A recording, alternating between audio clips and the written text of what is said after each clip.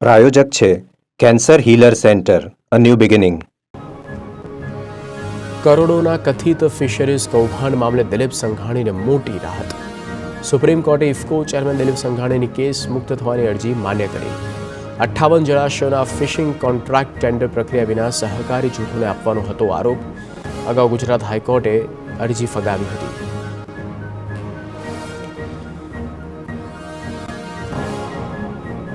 Gandhinagar મહાનગરપાલિકાનું 2025-26નું draft budget રજૂ. સ્થાયી સમિતિની બેઠકમાં મનપા કમિશનરે 1744 કરોડનું બજેટ રજૂ કર્યું. ડ્રાફ્ટ બજેટમાં સુધારા બાદ સ્થાયી સમિતિએ 1718 કરોડનું બજેટ મૂક્યું.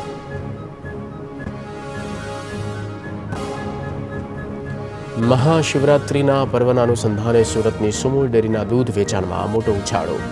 સામાન્ય દિવસોમાં થતું સરેરાશ 12 લાખ લીટર દૂધનું વેચાણ મહાશિવરાત્રિના દિવસે 16 લાખ લીટર જેટલું થયું. દૂધ સિવાય છાશ, દહીં તેમજ લસ્સીના વેચાણમાં પણ વધારો જોવા મળ્યો.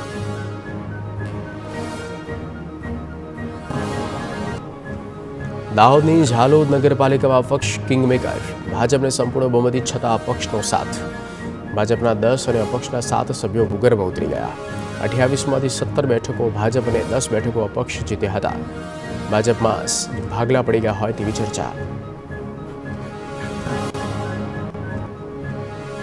સુરેન્દ્રનગરમાં સાંસદ ચંદુ શિહોરા સાથે ગેરવર્તન. સિવિલ હોસ્પિટલમાં વિઝિટ સમયે કર્મચારીએ કહ્યું, સાંસદ વિઝિટ કર્યા રાખે, શું ખાડી લેવાના. સાંસદે સ્ટાફનો ધ્યો લીધો. સિવિલ હોસ્પિટલનો સ્ટાફ દર્દીઓની સમસ્યા સાંભળતો હશે કે કેમ તે પણ સવાલ.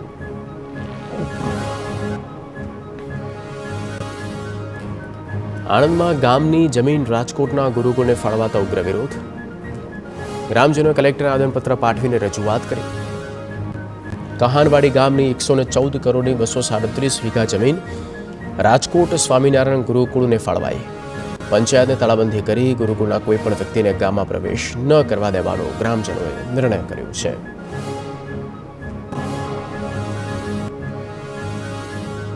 આ મામલે કોંગ્રેસના સરકાર પર આકરા પ્રહાર. અમિત ચાવડાએ આરોપ લગાવ્યો કે ગુરુકુળ સંસ્થાએ શૈક્ષણિક હેતુથી જમીન માંગતા 200-300 કરોડની જમીન માત્ર 37 કરોડમાં સરકારે આપી દીધી. ભાજપે આરોપોને પાયાવિહોણા ગણાવ્યા. જમીન સરકારના નિયમ મુજબ ફાળવવામાં આવ્યું હોવાનું જણાવ્યું.